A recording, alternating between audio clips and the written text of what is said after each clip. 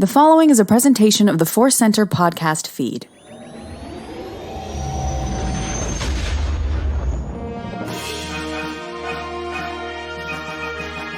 From the center of the galaxy, this is the ForceCenter podcast feed. I was going to add in some reference to Indiana Jones, but I can't remember what's going on in that world right now. There's so much going on. I'm Ken Napzok. I'm Joseph Scrimshaw, and I'm trying to keep Indiana Jones and Star Wars straight as well. And I'm Jennifer Landa, and I have not seen the movie. The Indiana Jones movie, that is. Yes. We will say nothing. Yes, we will keep it under wraps here. Years of improv training, but it's been decades since I've been on an improv stage. And sometimes when I'm like, let me throw in a wrinkle to this podcast intro, it's going to trip me up. I can't do that.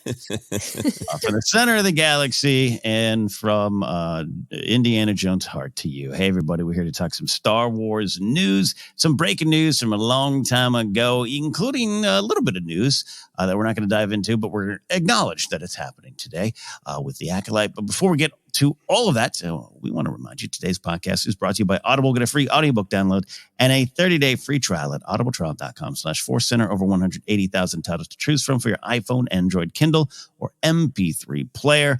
You have a place to listen to it. You can get the book by going to audibletrial.com/ForceCenter. A little bit later, we'll have our ForceCenter Recommends, an audiobook we think you should try out on us. But Joseph, we are also asking, as we've been doing, and it's been wonderful to get the response.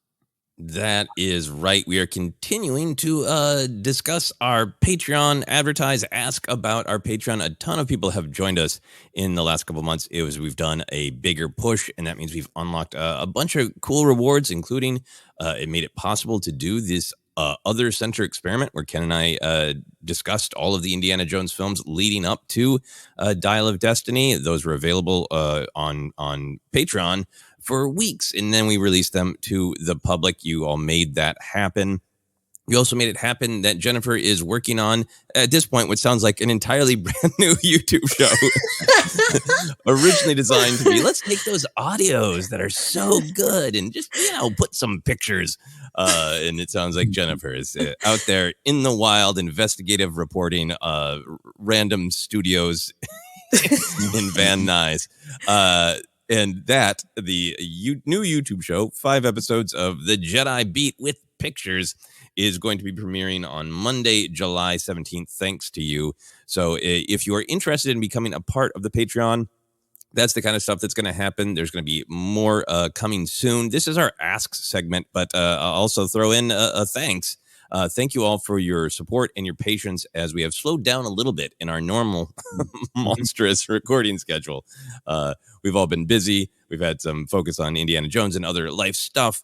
So thank you, everyone who has been understanding, and we will be ramping back up soon for Ahsoka and whatnot. That is it.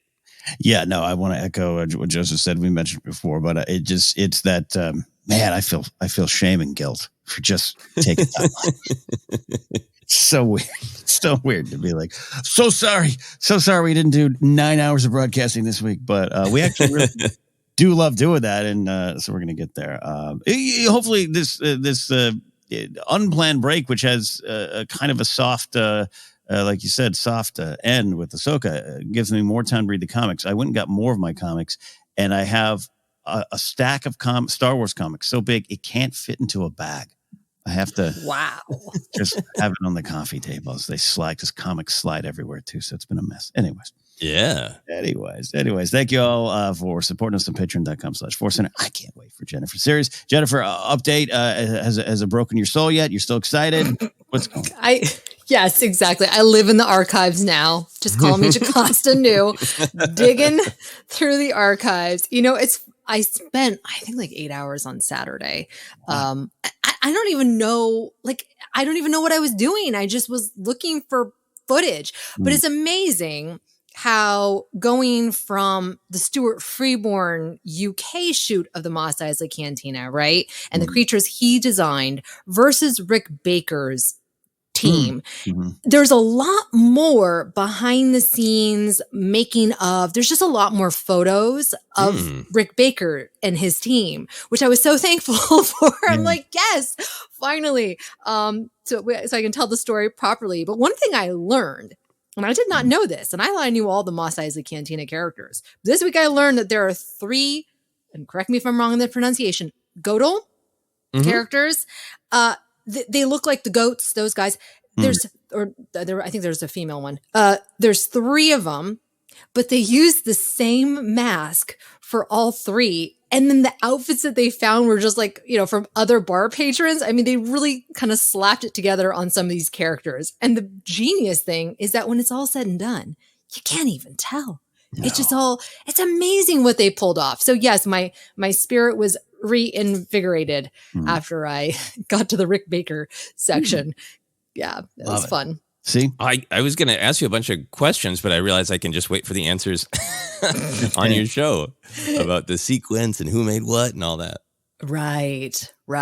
It is pretty fascinating. And it's interesting too to see how different people tell the story and trying to piece together what maybe is the truth, right? Everything's kind of true to a certain point of view. So I'm trying to be a little bit more objective because some people do share some opinions that I'm not so sure about if are completely accurate. Yeah. Maybe I'll tell you guys off air. Okay. Did Stuart Freeborn and Rick Baker have a fight that then their moms told them not to have? No. And obviously Stuart Freeborn and his family continued on with the Star Wars trilogy, making so many other great characters. So there was no bad blood there. But it is interesting. I mean, they're all geniuses, right? They're all wonderful at their craft. I'm fascinated by that. I've spent a lot of time in my other life interviewing witnesses and never found one to be 100% correct. It's a weird thing.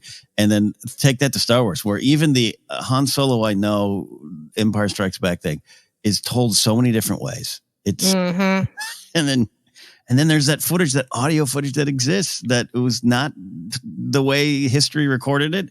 And Carrie Fisher was very much involved in the fact that she was angry for not being involved. It's a whole wonderful thing that our intrepid reporter, Jennifer Landa, goes on the street to find out. Yes, that was my adventure. That's a good one. That's a good adventure here. Joseph, your adventure mostly has to be around work, I think, and some big life things I know, but that's got to be dominating. How do you find joy in the work? Oh, I'm finding it. Honestly, like my biggest Star Wars adventure is thinking about the kind of stuff that you're talking about, Jennifer. I'm working hard on this short film, and there's so many things that are really fun and I'm really proud of. And there were shots on the day that I was like, that's gold. I love it. It's perfect. There's those moments where like this thing I imagined in my head a couple months ago is now real on my computer screen as I'm editing. So there's those moments that have just like, wow, this is cool. This is why we do it. And then there's moments that didn't turn out exactly the way you want, and you're wrestling with it, and you're like, there's no way around making this compromise. Will anybody see? And that's the most moments where I think about Star Wars. And, poor George Lucas, with sent home from England with stomach pains because of the stress and that not knowing if it's going to work out. And then, you dig into that first Star Wars film. And it is so janky, not because people didn't care, but because it was really hard to make on a small budget. And Star Wars is living in my mind that way a lot of like, well, there's some compromises you're going to have to make, and you're going to have to try to be creative about, figuring out the solutions. And I think that is so the genesis and in the inspiration for the inspiring part of that ILM documentary of like, we didn't know what we weren't supposed to do. Right. So we broke rules because I think I can have that voice of like, you shouldn't do that. Are you an expert? Did you go to 6 years of school? Like, I don't know. I think there's a lot in our culture right now that has a lot of, finger wagging about the way everything should be done. Yes. And if I had the time and the money, I would like to be an expert in everything, but I don't want it to stop me from trying things. And that was the joyful part of the weekend. And then I'll wrap up here. I've been on the films I've been working on. One of the things I've been really having fun doing and teaching myself more about in just experimenting is the kind of Ben Burt Foley of like, what I need these noises and I'm alone in my apartment with a Zoom. What can I do? So I spent Saturday morning punching a lemon. Wow. And it was a lot of fun, and I got some really horrible sounds that'll go nicely in my horror movie. So in some ways, that was my my Star Wars adventure. That's beautiful. That's good. I think I know the scenes you're working on. Then that's amazing. Amazing. Yeah. No, I love hearing all that, and yeah, I had this thought too. I don't even know if we talked about it off air, but watching and being part of your shoot there for this last short film, watching you direct it, it was a fun experience. But it really was not lost on me that you hired this crew, you met with the DP, but you didn't know him and you never worked with him, and you basically showed up there the first day as they did, and we're like, cool, can we figure this out together? And Wow. I thought many times, and I thought it ended up working wonderfully, but I thought many times I was like, poor Georgie Lucas on the set with Gil Taylor just saying, "Shut up, son, I'll shoot it for you." Yeah. I thought about that a lot, about why George did go home with chest pains and stress. Yeah. And also, I think there is this, I'm not saying that this short film that I'm working on is visionary in the next Star Wars, but for me, I want stories that are like, this is a weird vision, and maybe it will work, maybe it won't make sense to people, maybe some people won't like it, but I want it to come from like, I'm not just trying to do, here are the 7 shots and we do them. Like, I sometimes want to do things that like, why would you do that? And like, I had some great moments with our wonderful cinematographer where he absolutely worked with me, but there was that instinct like, I'm going to shoot it like this. It looks great. And he's like, yeah, it does. But I want this weird thing instead. Yeah. And that really made me, and that all worked out. It was great. But that really made me think of George Lucas of like, I've got this really weird vision in my head. This isn't just, let's pump out one of them science fiction films. Like, I need specific things, and this guy won't talk to me. Gil Taylor is quiet, son. It actually kind of flows into one of the things I had experienced this last week in my Star Wars and life adventures, researching. I feel like I've had both of your adventures, not to the degree that each of you have experienced them. But researching a little bit for this project I've been working on at this other company I'm at, and it's all around young Indiana Jones, and had put it's an essay type thing. I finished it. The draft was getting ready to go away. And then I just, and Jen, you probably know this just from what you've been doing. Suddenly a Google search turned up something that it had not previously turned up. Like suddenly now I had there's an article for the Washington Post on March 4th, 1992, the day Indiana Jones, the young Indiana Jones Chronicles debuts. And that's one of those press, hey, we got a show tonight. You going to watch it interviews? We're all used to these. And in this interview, it ends with George Lucas kind of going through, I was done writing action adventure. There's something else I'm trying to do with this series. He thinks this series is, quote, more of his people film like American Graffiti. The show had not even debuted on ABC. It was debuting that night. And the article ends with this quote. It says, if this can find an audience, it'll be wonderful. But I'm not going to do something that upsets the integrity of the work in order to make it be a success. And I just absolutely love that energy of George. Joseph, you refer to him as the rebel in flannel, and I just absolutely love that. And how that we know this is 1992, and we know where this all leads. This goes to the prequels and him doing it his way, for better or worse. And then some beats might be worse, and some beats I think are the best. And it's truly from him, and I found that inspiring, and just some of the other things I do. I'm not making ABC television shows or giant IP space saga franchise films, but where I'm like, I'm doing it this way. I'm going to try it this way because this is the way I want to do it.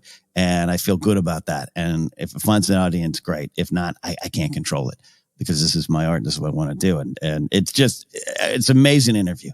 It's stubborn George in 1992 going, yeah, we're about to launch this wonderful series. You're probably all going to hate it, but that's okay.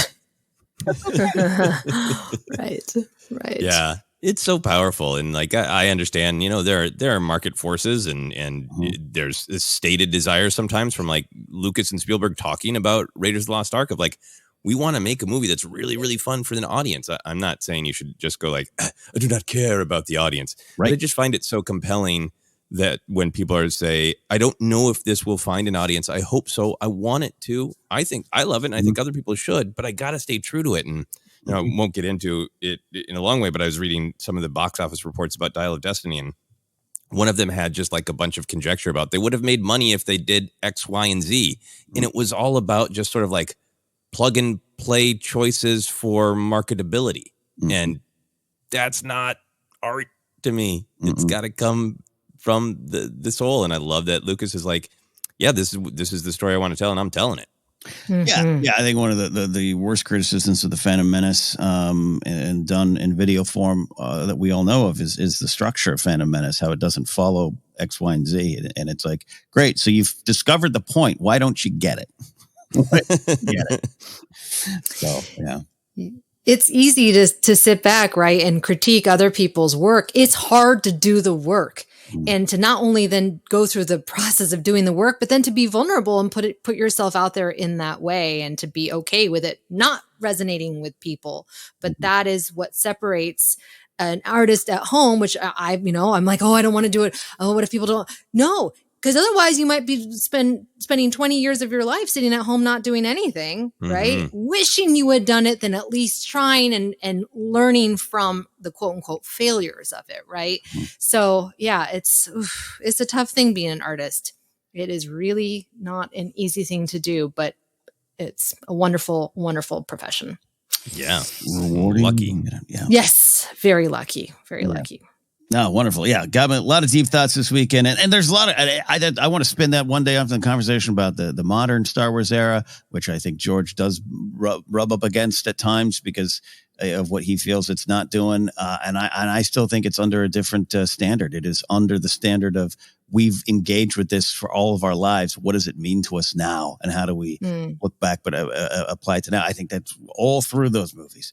But I also would have loved seeing, midi-chlorians make a comeback and George go into a micro world or whatever he said. And then it would not have been a success. It would have made money. Yeah. We would. Yeah. But anyways, that was part of my thing. I did get to see Dial of Destiny a second time. I could probably go on a long rant about people, sitting in lobbies, spoiling the movies for the people waiting to get in. I'll save that for another time. I mean, check out my podcast, The Blathering. I might use some words not made for a Sunday morning describing my experience seeing the movie at a theater last night. But had a lot of fun. And we should say, Joseph, our Dial of Destiny deep dive discussion is on the way. We will, or actually, you might have heard it by the time you listen to this episode. I can't remember what we're going to. I think we're gonna record it after this one, but release it before. So I hope everybody enjoyed the thing we haven't recorded yet. There you go. Well, let's get into the news here. We got some stuff to get into. I set up top a little bit of breaking news as we're going to record here with some names being attached to the Acolyte as directors. Some writers may be emerging. And we'll dive into that one, not just when it becomes more official. I think some of the sources are pretty official because it's like one of the director's LinkedIn page. So, they put it there. It's real. But we're still kind of gathering all the facts, but fun to get some more information about the fine folks making the Acolyte beyond just Leslie Headland. A good team around her, and I'm excited for that. But we just want to acknowledge that news broke, but get into the stories we're going to cover today and discover Kathleen Kennedy on the possible connections between the Dawn of the Jedi, the New Jedi Order films, and a little thing about, moving beyond George, which, let's dive into it here. Well, while out and about on the Indiana Jones and the Dial of Destiny promotional train, Kathleen Kennedy made some comments about the new Star Wars films that generated some headlines. Hey, shocker. Let's dive in. So there's this first one here, and I actually was going to go the other direction with discovering it or covering it. Let's go this way here. This is the connections between the films of Sharmeen Obaid-Chinoy and James Mangold, as I call him, Big Jim. First, Kathleen said that the idea of going back to the so-called Dawn of the Jedi was an idea or concept that had been on the table for a long time. So what I'm saying by that is not necessarily Mangold's idea in general, but of course, she said that's come up a lot from the moment I stepped in and George brought me into the company. There's been a lot of interest in that. I thought that was interesting because that's going back to like 2010, 2011 range. And I don't know, just kind of makes a lot of sense, right, Jen? Yes. I thought that this was a very smart way of kind of taking the reins back. So as we've seen in the past, Lucasfilm has parted ways with several directors after their projects have been announced. So for me, I think that she's making it clear that this Dawn of the Jedi era, whatever idea, is a Lucasfilm idea, not just a James Mangold's idea. Because in interviews, I feel like he, or maybe it's the way that they're reporting it, have been making it saying, oh, this is James Mangold. He's the one that had this idea for the Dawn of the Jedi, blah, blah, blah, blah, blah. So that if for some reason he was no longer attached to the film, then people would be freaking out, right? The headlines would be spinning. How could they do this? This was his idea, right? No, she's saying, this is our idea. We've been wanting to tell this story. He's just somebody who it sparked an interest in him as well. I thought that, I don't know, maybe I'm reading into it, but that's what I thought.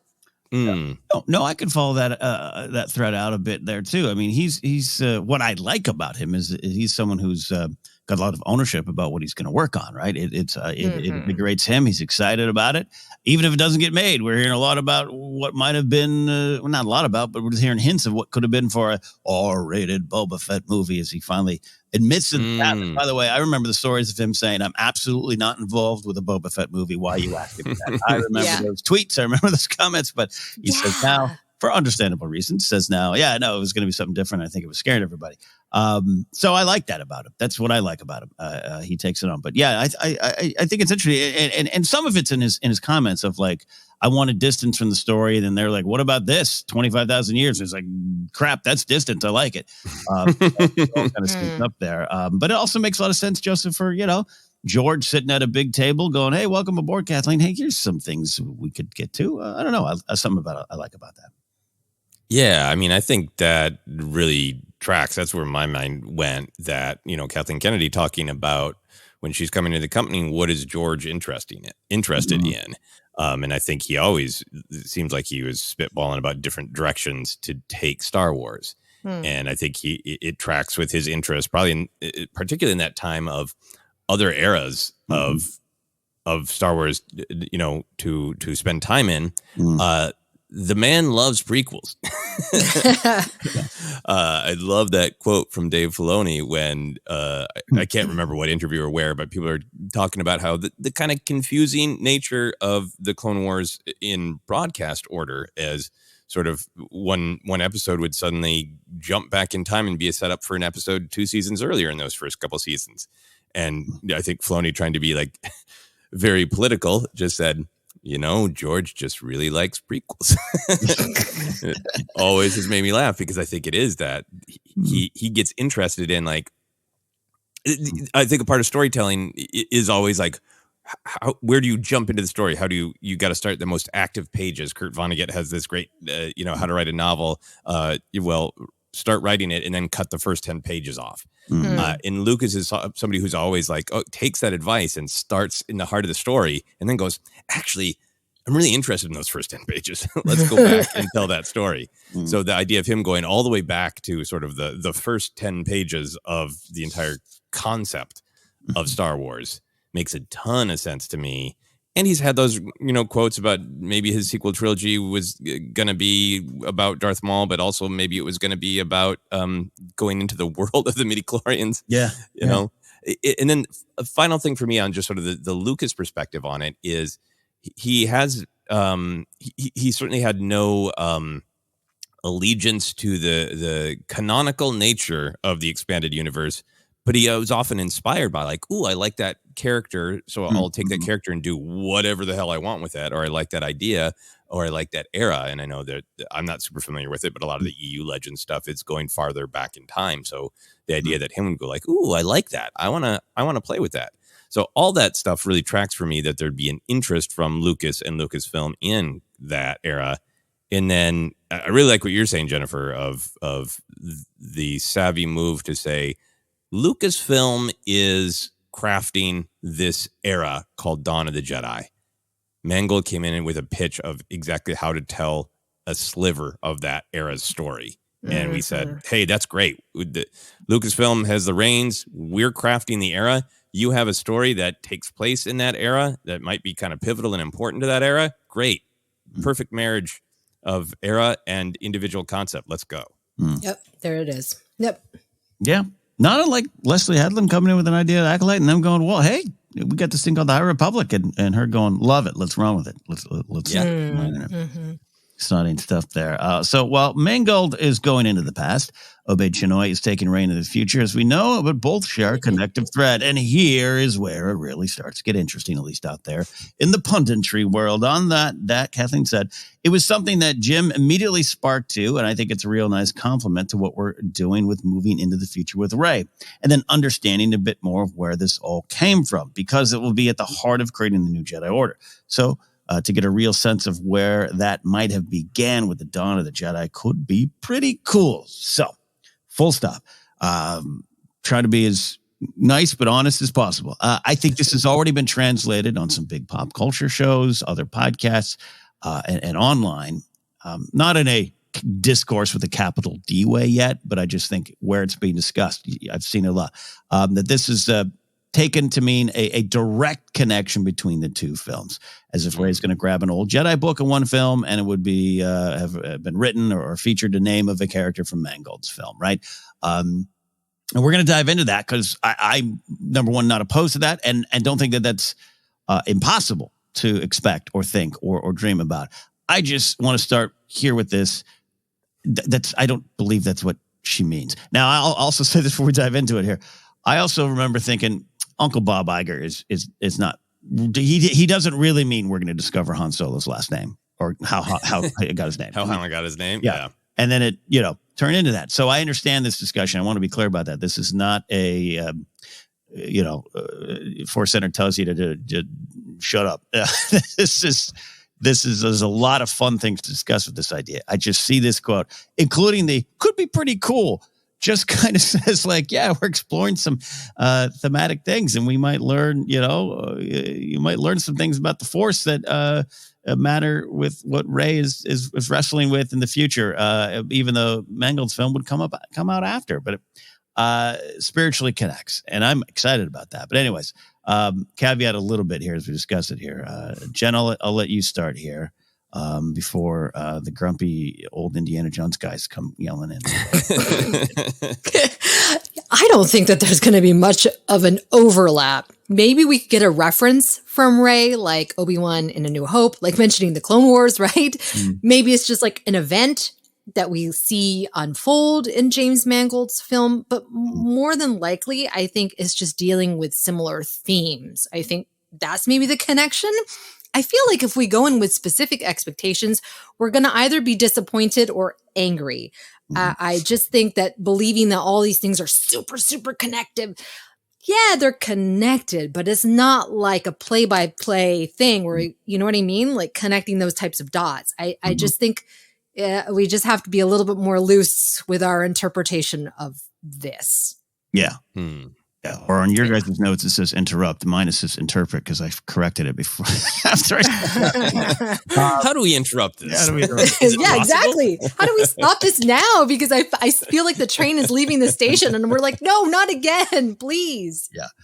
Yeah. No, there's a little bit of that. And there's a lot of questions, Joseph, including the, how do we interpret this? Is it possible? We want that to some degree or a full connection. And I want to get into some of that fun.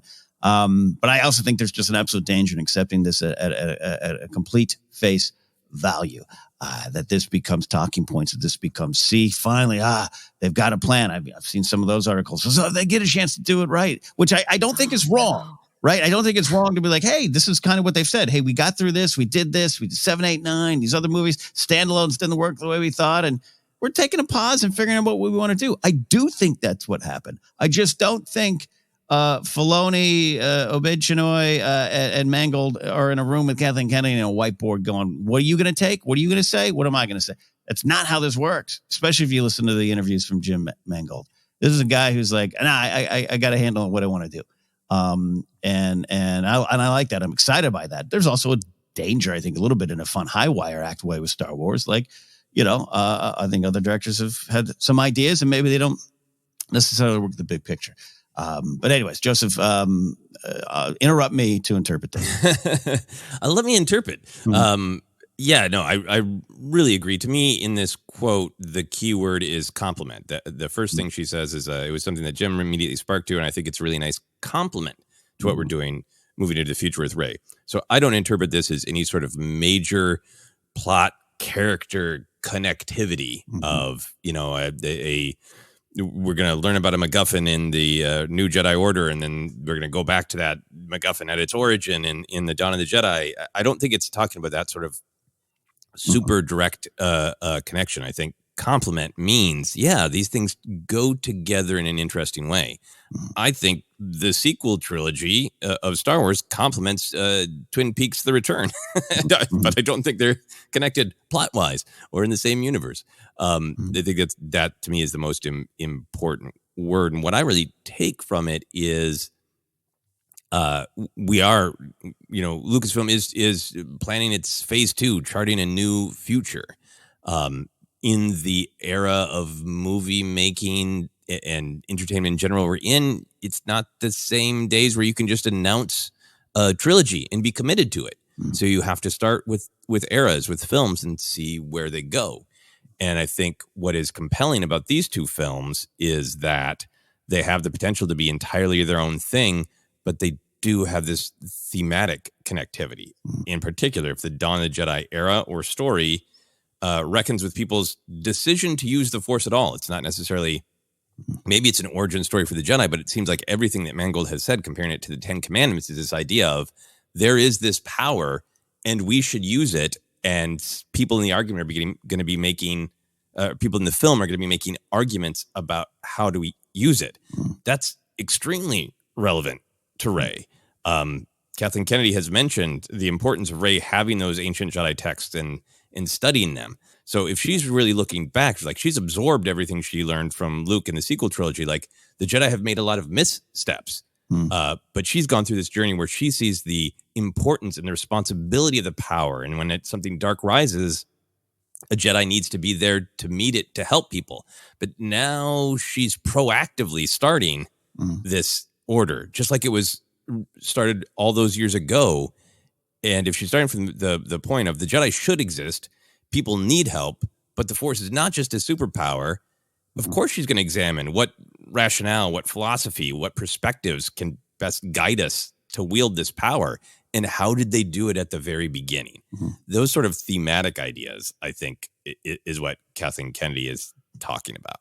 Yeah, especially when you look at the prequels and George's message of, hey, you've moved away from your original intentions, and maybe that leads to your downfall, and you're trying to build something again. You hung out with Luke and Force Ghost Luke, who's got some thoughts on that era as well. And you're going to try to build back. Yeah, and what you're saying, that these kind of big, giant thematic connections, I think compliment's a great word to focus on. It's exciting stuff there. But we, without a doubt, I get it, because it's fun as well. We know some fine folks that explain a lot of things in Star Wars, and I want to always say how much I enjoy that stuff too. But I do think the Easter eggs treated as some sort of currency knowledge leads to a lot of this stuff of instead of going to engage with the big ideas about what do you do with this thing that might not even have a name of the Force. You have a quote, Joseph, we can bring in here in a bit that Mangold has out there from the Happy Set Confused podcast about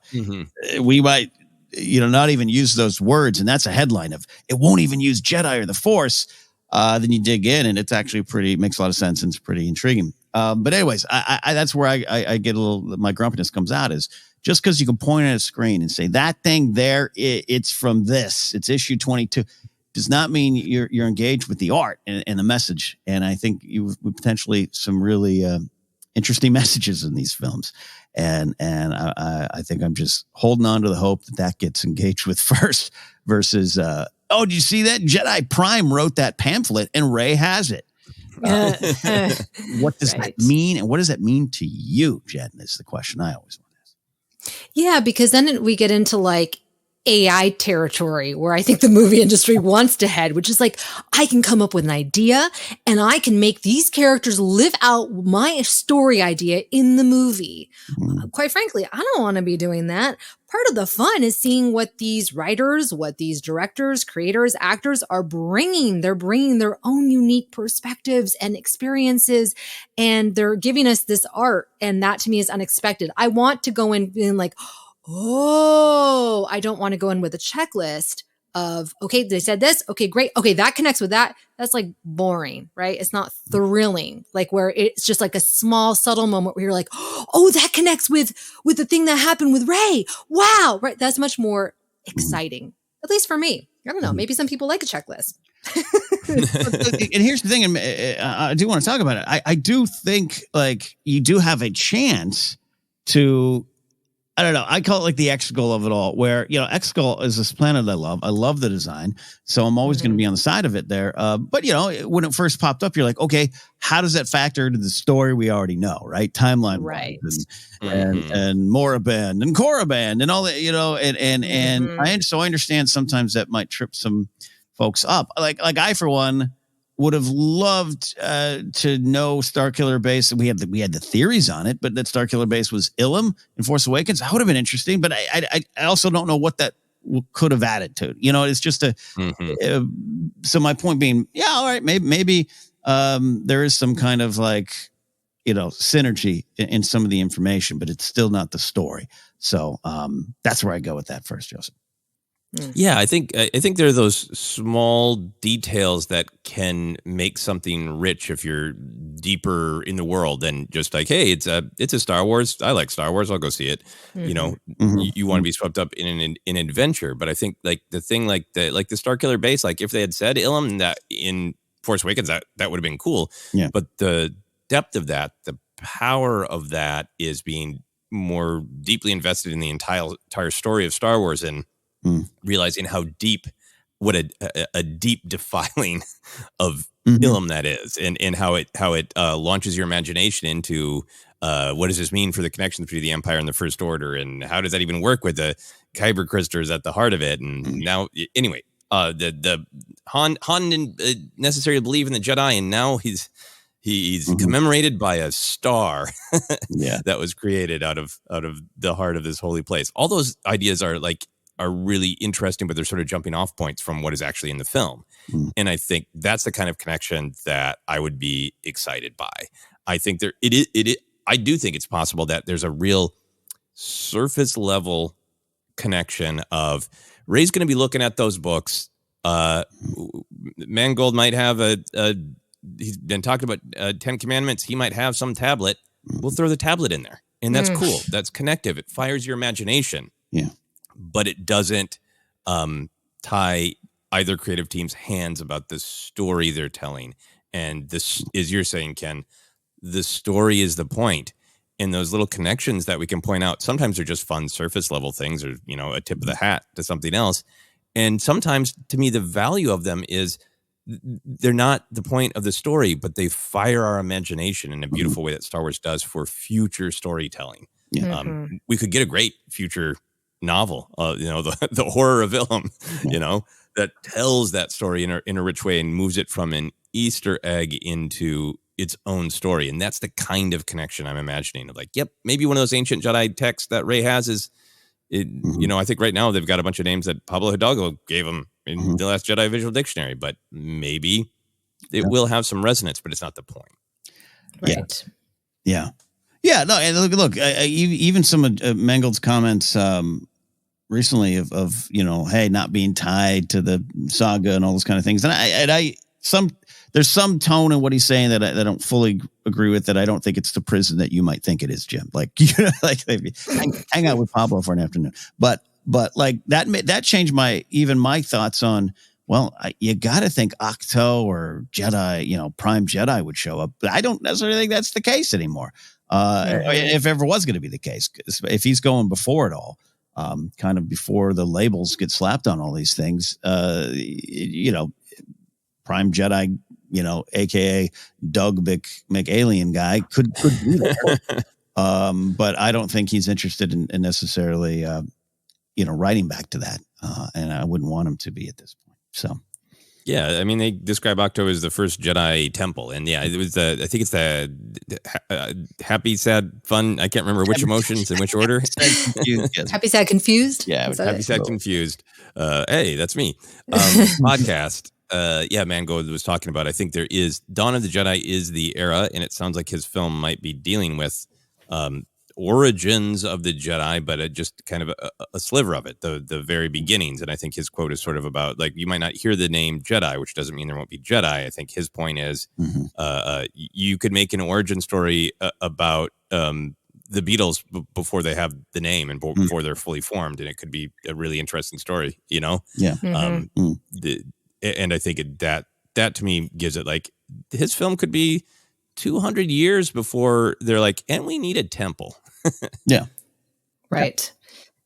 I think that's part of the fun about having James Mangold is that he's going to bring all sorts of new ideas, and he doesn't have to worry so much about those connective tissues. Whereas somebody like Dave Filoni, I feel like he gets inspired. How can this, because he knows so much, right, about the canon and the characters. How can this connect with that? How can this event connect? Like, so I feel like he kind of thrives in that framework, whereas we're going to have directors who would prefer not to have that kind of like rigidity. So it's a way for us to be able to experience all different types of creators and stories. I love that. I absolutely love that. Yeah, and I love actually that you mentioned Filoni film, because it's not really mentioned in these comments, because I do think it's its own thing in a way, like, because it's obviously coming out of what's being set up in TV shows. But and yeah, Dave has that knowledge.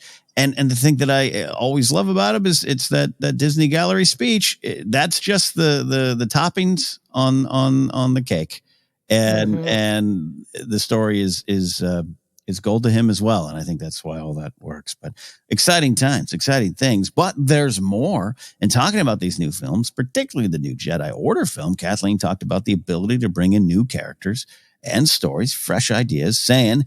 And I think it offers just tremendous opportunity to introduce new characters and start with something fresh, because we culminated with what George was creating. And now we take all of that and move it to the next chapter. So, of course, that got spun off in some wonderful headlines. Disney is done with Star Wars, or George Lucas's Star Wars. It's finished. Kathleen Kennedy disrespects George. Love those headlines when searching for the news stories this weekend. Nope, that's not right. But what do we take from this quote, Joseph? And what's exciting about some fresh slates in 2025 and beyond? And, will George come back and tell his midichlorian origin story? Yeah, well, I hope so. Even just in an interview, I think that'd be great. If somebody can find him at Sbarro's. Don't harass George Lucas and Sbarro's. I don't mean that. But anyway, yeah, I mean, I think that this is great. I think it is. In some ways, this is just, to me, like, it is saying something that seems apparent and true. And Jennifer, as you were saying, just really taking the reins and saying, almost like they don't have things. Lucasfilm doesn't have things labeled like, the MCU eventually did with their phases, which is kind of a way for everybody to kind of have a handle on the shape of this story and the shape of the MCU's evolution. But I think the same thing is happening with Lucasfilm. Of the first phase was tell the sequel trilogy and experiment with exploding Star Wars out. We've now had over a decade of jokes about every Star Wars character is going to get a film, and I've been a part of those jokes of like, Gonk Droid the movie is coming. But go back to 2012 if you're a little bit older like us, and you lived during various wilderness times, and Star Wars is this massive, expansive galaxy where you could tell any story, but we have so few of them. And the excitement was, let's spread out and tell some of those stories. So they had the sequel trilogy. They experimented with, Rogue One and Solo. We're used to them now, but that to me, they're still shocking that those exist, that those could exist. Right. Then there's a lot of turmoil in the industry. To read an article, it's just Star Wars is disconnected from any other reality, and Solo didn't make enough money at the box office, so everything was stopped. Like, yes, it is a factor, but also, streaming, right. COVID, and completing the sequel trilogy. And I love that Kathleen Kennedy is just basically saying the first mission was to complete the sequel trilogy, put our feelers out about expanding this galaxy. We've done that with a couple of anthology films. We've done that with everything that's happening on Disney Plus.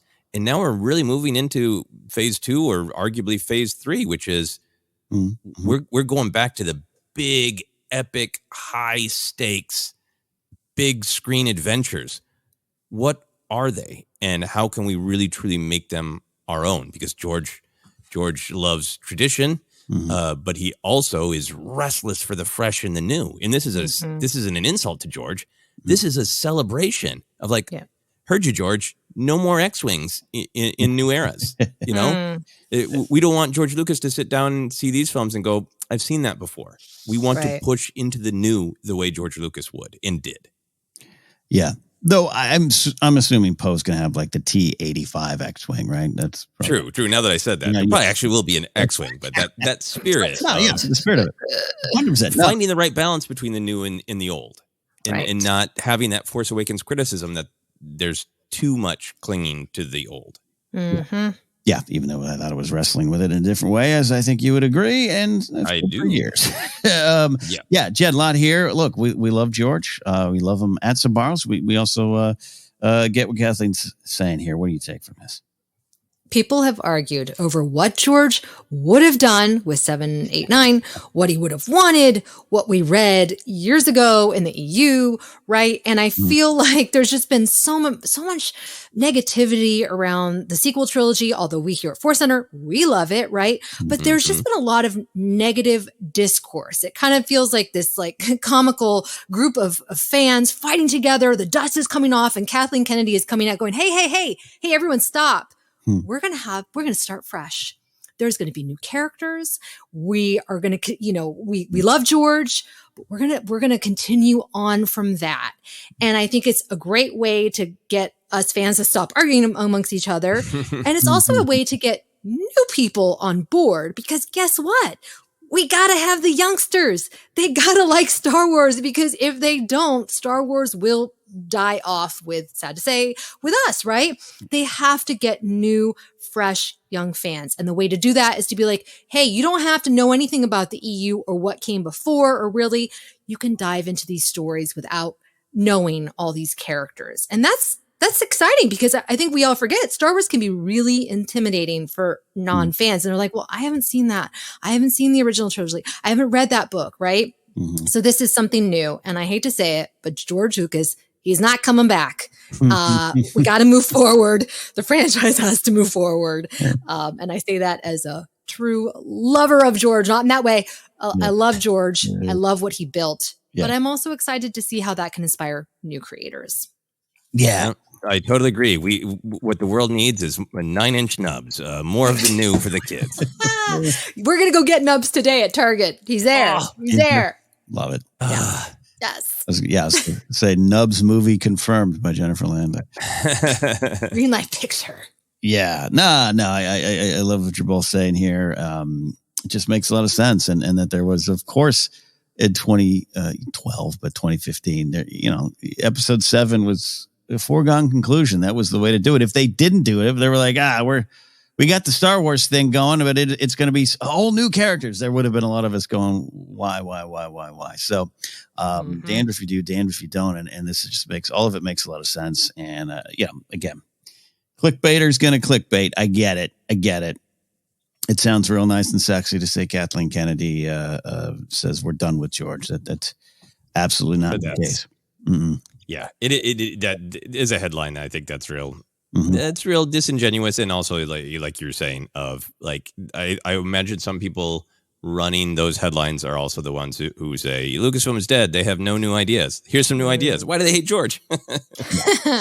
Right. It's a vicious circle. Yeah, and to Jen's point, we move forward, but we take what he put into those stories, which, by the way, are some pretty direct, I say basic themes because they're basic themes for good lives. Compassion, empathy, fighting for the light side. That will never go away because that is the modern myth that Star Wars and so many other wonderful movies are. So There you go. That could have been one entire news show, but we wanted to spend some time with that there. And I don't even know if getting ahead of it it even works anymore. I don't know, but just kind of address it there. We're going to take a quick break. On the other side, we got some Skeleton Crew news emerging, which is fun. But before that, we have a ForceCenter recommends an audiobook we think you should try out on us. Joseph, what's on the docket today? I think I should try out the book that I've now owned for half a year, Path of Deceit by Tessa Grattan and Justina Ireland. The beginning of Phase 2 of the High Republic, which is now wrapping up. We're a little behind. If you'd like to catch up with your ears, check this book out. Check it out indeed. Download your free audiobook today. Help out the show in the process by going to audibletrial.com/ForceCenter. Again, that's audibletrial.com/ForceCenter for your free audiobook. All right, quick break. Other side, let's look at Skeleton Crew here on ForceCenter.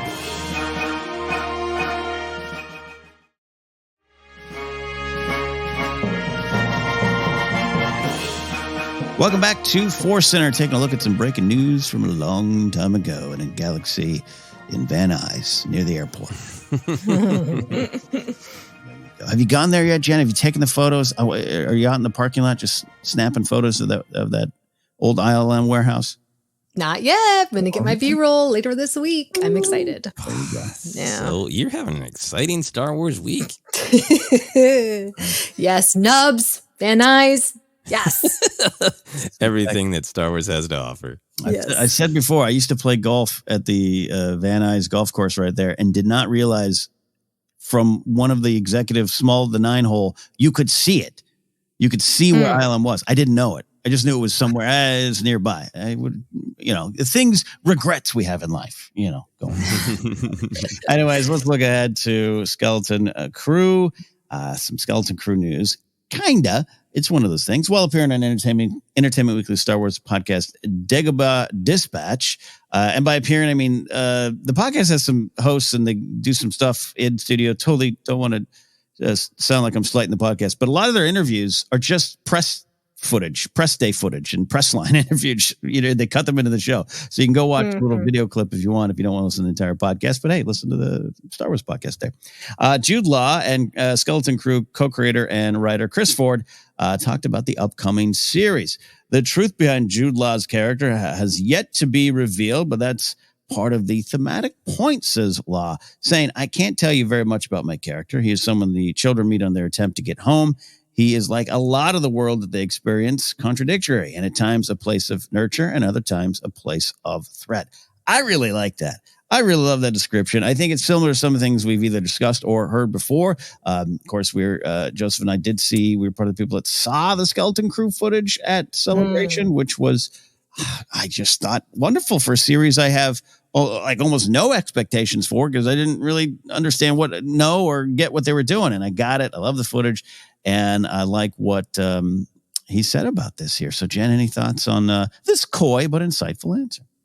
I thought he handled this very, very well. You can tell he has a lot of experience in press junkets because he did give us a little bit. And there seems to be a very clear reason why they're not revealing much about his character. And so either we're going to meet his character in Ahsoka, maybe we'll mention his character in Ahsoka, or maybe that they're hoping that this air of mystery will make people want to watch the series. I mean, it's Jude Law. And I think that he is really great at playing charming characters that can also be dangerous or unpredictable. I think that that's a great strength of his as an actor. And I don't think he's a Jedi. Maybe he's force sensitive. Maybe he's a hustler like Kumail Nanjiani's character in Kenobi.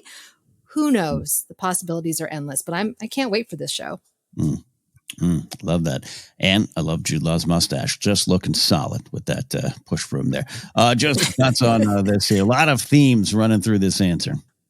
Yeah, I think what's appealing to me about the show that they've been pretty consistent about, it's there in the trailer, is it isn't just like this fun cutesy show. It's about the real heart of adventure, particularly coming of age stories, that there are a lot of joys and wonders to discover out in the bigger galaxy, out in the bigger world, but to get to the joy and the fun and the feeling of resilience because you have survived something, that means you're also going to encounter terror and you got to push past fear. And I love that part of the coming of age story, that part of Star Wars that, Luke wants to go out in the world and Luke's sure he can be a Jedi. And you got, Yoda suddenly just being scary as hell. You're not afraid, you will be. And I feel like that's at the heart of it. This is a fun adventure show about the relationship between wonder and terror. They're both out there and they're both part of being an adult. So I feel like everything that he's saying is my character is capturing that. He talks about later in the interview that there's a lot of scenes with the kids, and some of them he's like, some of them are goofy and some of them are very threatening. Yeah. So I like all this extremes. Here's my wild prediction. You know who else is goofy and threatening toward children? Hondo. I think he's Hondo in a human suit. Oh, that's great. So, like Men in Black, Edgar, your skin's falling off your bones. Okay, that's great. wow. Not an actual quote, but a vibe. Like that gathering arc of Clone Wars is one of my favorites and messed up. I mean, he's kidnapping people, and then but he's got a warm heart, and he's like, all right, I'll help you instead of terrorize you. Jennifer, have you seen the trailer or heard leaks? I have seen nothing. Okay, I have seen a Skeleton Crew title that graphic. That's all I've seen. Right. I wish they'd make that trailer public since it's available, because I feel like there's stuff like the article mentions stuff from the trailer, but again, we didn't get a chance to talk off air whether we're going to talk about stuff that's in the trailer. Yeah. I still love to keep that kind of stuff exclusive, but I'm also it's not a frustration point, but there is a conversation to have, and maybe we can have it here now. I know Ahsoka's next in the hopper. I know that's the promotional train, and I know sometimes you got a pinpoint, little. This is when we got to talk about it and let people know it's coming, but. I just think there'd be more buzz for this series if that was released. And it's great. I think so too. Throw some stuff in there. No. Shoot, now I want to see it. I gotta, maybe I could probably find like a leaked copy online, which, it's not quite the same thing, obviously. They'll release it soon. And the reason I mentioned it is because you're already on top of the thing. There's really only one thing in it that's like, ooh, that alters the conversation in a fun way or gives more definition to the fun speculation. And I feel a little restrained because I don't want to. I probably most people know, but I just don't want to. Shoot, most people know. Well, it's okay, Jen. You've been busy. It's all right. God, well, I mean, can you say it? Well, that's what I'm wrestling with. And I know it's absurd because probably everybody's like, yeah, we didn't see it, but we read the description. We all know. Yeah. I'm just for those 3 people who didn't. I don't. Yeah. Should we put a spoiler warning for like what 10 seconds? Sure, that's fair. Okay. If you're gonna ooga. 10 second. And maybe Jennifer, you know this because you're talking about it. The pop at the end of the trailer is the Jude Law character levitating something. Oh, right. Yes. So you probably knew about that, and probably everybody's listening is like, yeah, we know. Yeah. Right. So, okay. All right. So it does rate. So that's the big question. Once that trailer is released to everybody, the big question is, is he a trickster like you're saying, like Haja was? Right. But if not, is he a Jedi who hid from the Empire? Is he someone who was expelled or ran away from the Order? Like I think with that trailer, they're clearly trying to build up mystery. So I think the identity of his character, his true motivations, I think is a mystery of the show. And that's my guess, is that the kids are going to be trying to figure out, who is he really? And therefore, can we really trust him? I think that trailer raises that question for the audience too, of who is he really? What's his motivation? Yeah. Well, then then that's why people are going to tune in. That's why they're not telling us. They're just going to show us that. Yeah. When are they going to drop that trailer? I mean, they got to build the hype for Ahsoka first. Yeah. So it's great. It's fun. You hear that, and even in this interview they talk. I think Chris Ford mentions building the Amblin style, the Amblin style, which Kathleen Kennedy knows very well. That doesn't do it justice. I mean, you just immediately, dense forest, kids running with flashlights. That just evokes so much. And it's really fun stuff. The only thing I don't like about the Jude Law thing is, my Lor San Tekka desires. Like I wanted him to be Lor San Tekka because I only see things in terms of connections and Easter eggs. So maybe not the case anymore. Maybe not the case anymore. Chris Ford did talk about the era and possible crossovers. There may or may not be some crossovers. He said it's the New Republic era.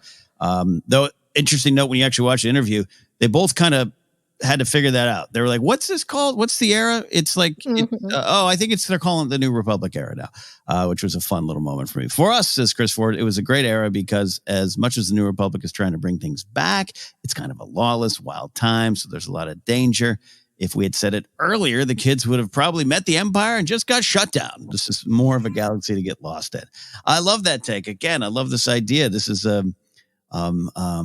I think when it was first announced, when this kind of like, what is this? What's going on? And it was, kids on this adventure, and it's in the New Republic era. I didn't question. I just had like, okay, well, what could you do in that?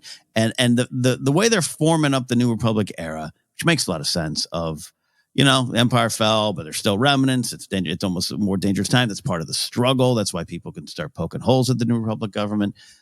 It's fertile land, I think, for planting some seeds and some wonderful stories here.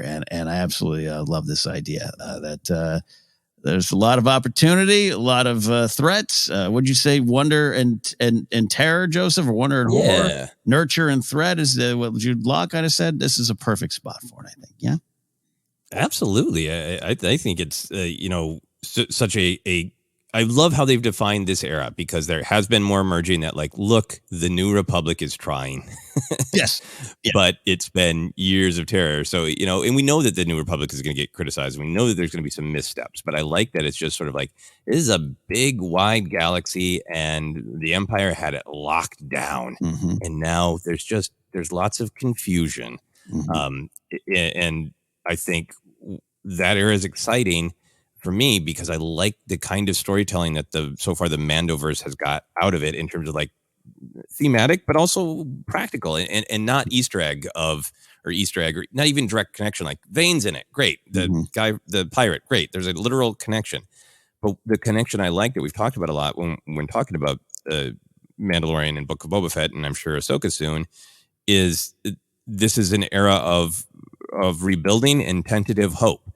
And we've seen the galaxy from this rebuilding perspective from the Mandalorians, from the people of Tatooine, from Boba Fett's soul, from, Imperial remnants who hope to rebuild it in a horrible way, to the people of Coruscant. I think we're going to see it from Ahsoka's perspective as a Jedi of, could this be a time for rebuilding?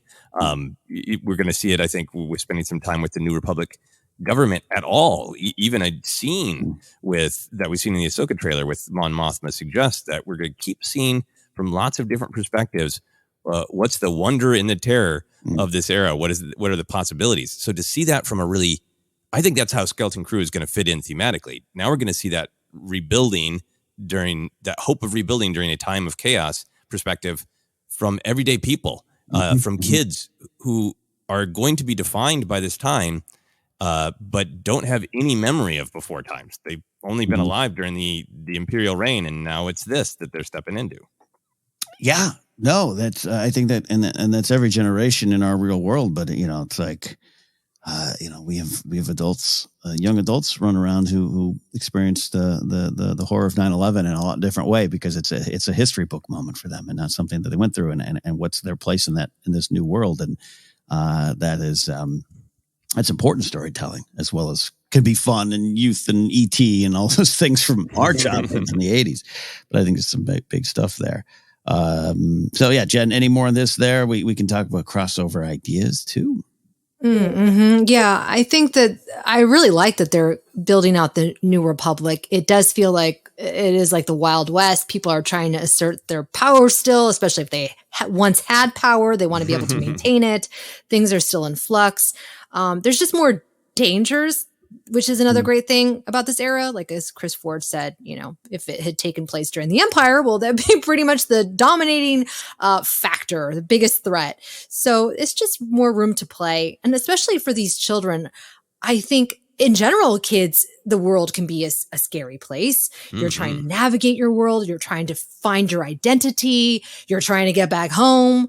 So already the stakes are high. And I think that that's what's going to make this really heartwarming in addition to being fun.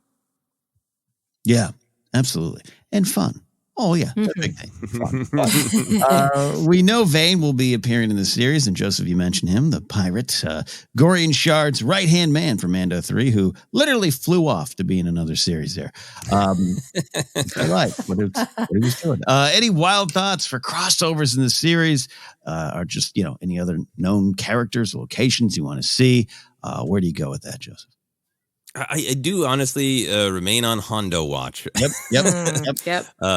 We talked about Hondo for Bad Batch, and I hope for him in season 3. But we know he survives. Through this era because he's busy with the Falcon much later in the timeline.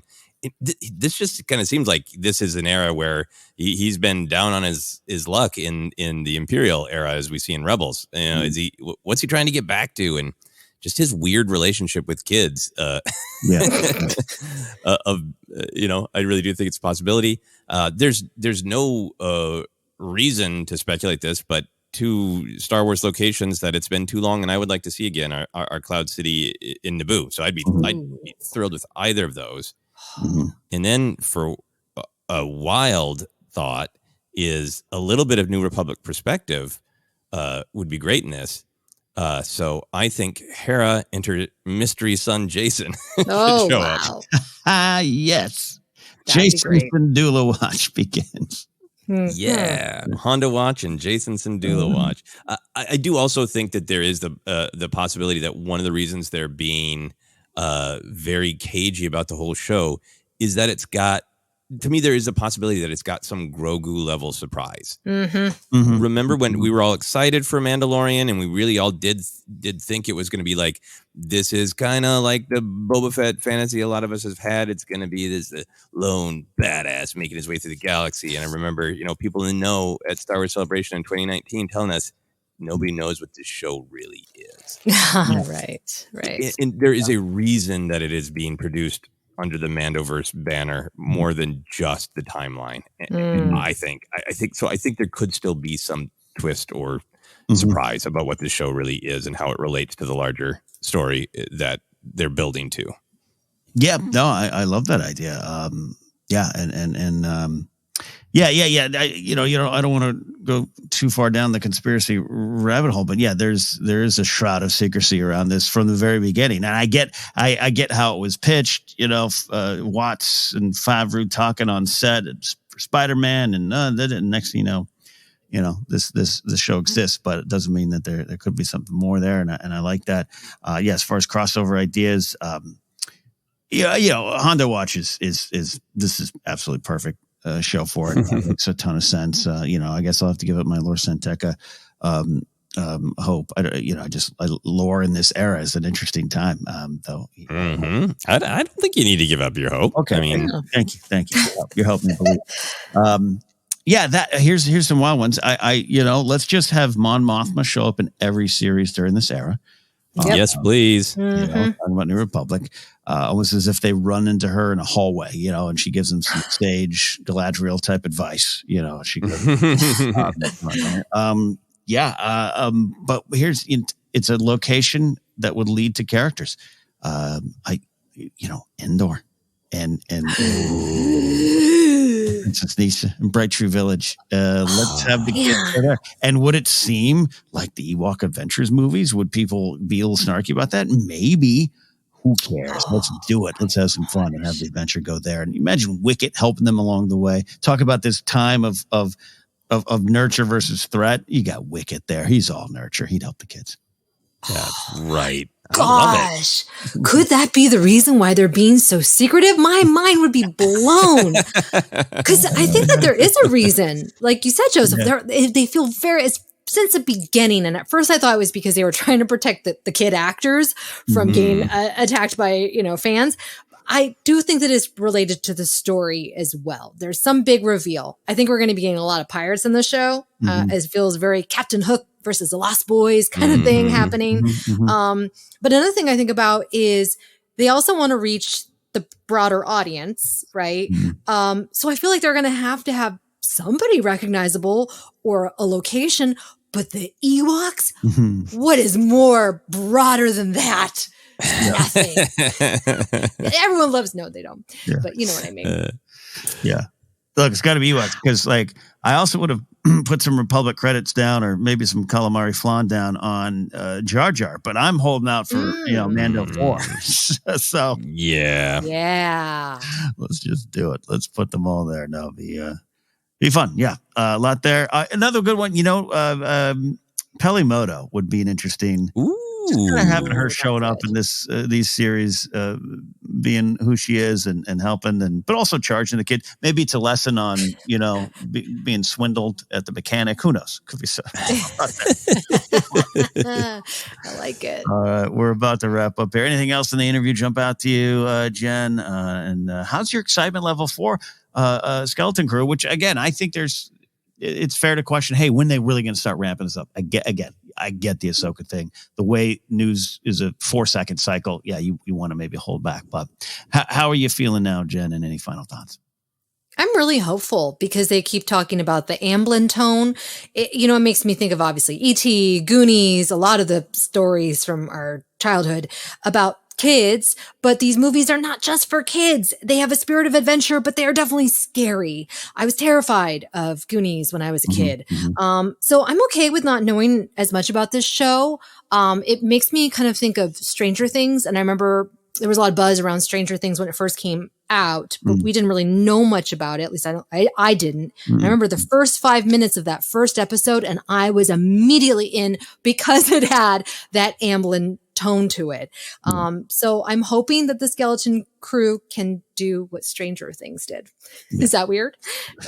No, I think that's spot on because I think obviously, time moves forward and we grew up with these Amblin things, but Stranger Things is that kind of thing where, people love Stranger Things because they got hooked on the characters and they're invested in their story, in that world building. And there's probably at this point more people who love Stranger Things and then go see E.T. and oh, that's where that came from. Yeah. So I think that's a part of the reason that this show has Go Picture is I think it is going to tap into that Stranger Things vibe, which it is of course the Amblin vibe. Right. Yeah, very much so. Very much so. I'm excited. I'm getting more excited. And it's going to be an interesting time because without a doubt, there's going to be some folks that this show might not be for, right? Maybe they're aged out, or I don't think they actually are aged out. They're going to think they're aged out. But in an era where they're just playing with their action figures is thrown against Star Wars is a big insult from people who, say they love Star Wars. This one, you can't do that because that's definitely the point. And, yes. We'll see the challenge. So I think if you already love Nubs, you're on board for this series. Whether Nubs is there or not, he won't be, of course, or a Nubs-like character. I think you're ready for this show. So there you go. There you go. That's it. That's the news, friends. More on the way. I loved the discussions here. Thanks for listening and supporting. I'll tell you where you can find us right now. We're on Twitter at ForceCenter Pod. Facebook page is ForceCenter Podcast. We are on Instagram and YouTube. Thanks to those who hung out with our live stream on last Friday.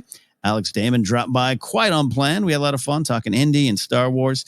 We are available as a podcast on a lot of spots, including iHeartRadio, Apple Podcasts, Google Podcasts. Also, some of our episodes qualify for YouTube podcasts as well, if you want to find us there. Merch available at tpublic.com/user/ForceCenter and patreon.com/ForceCenter is where you can support us directly. Follow me at Ken Napzok. If you're on Blue Sky, want to follow me, I finally got the invite. I'm finally there. So join. It's a quiet party over there right now. So head on over there or follow me at KenNapzok.com for more. If you're going to San Diego for Comic-Con, I will not be at the con, but I will be doing a comedy show with Mark Ellis and friends July 20th at the American Comedy Company. Jen, where can they find and follow you? Oh, that'll be fun. You can find me on Instagram, YouTube, and Blue Sky at Jennifer Landa. On Instagram, I did post some of the concept art from the Star Wars Holiday Special, so you can check that out there. And I'm also going to be doing a review of Nubs, the 16-inch Nubs, hopefully within the next week or so. Nice. Joseph, where can I find you and your photos of Nubs? Yeah, I might have to pick up that 9-inch Nubs now. You can find me in my kitchen punching lemons until I'm done with this film. But I will have, like I was saying, some more news coming out about the previous short film I made with Phil Lamar. Some fun stuff happening there. I deeply encourage you to come find us on Blue Sky. Find myself, find Ken, find Jennifer. I have high hopes for that platform. It was really nice to see it finally kind of start to explode this weekend. I know there's some problems on Twitter. I don't know if they loosened up the old invite reins, but I think that's what's holding it back. Is it needs more people at the party. So please come find us at Blue Sky as soon as you can. Yeah, I got in this weekend, thanks to our buddy Ken Plume, with an invite. And as I signed up my profile, they shut it down while I was doing that, I still got in. But I was like, one of the last in the party. I'm like, I brought shrimp cocktail. Anyone? No? Okay. Here we go. They locked the doors and the cops are coming. Okay. All right. There you go. There you go, my friends. That is where you can find and follow us. And we'll see you next time right here on ForceCenter.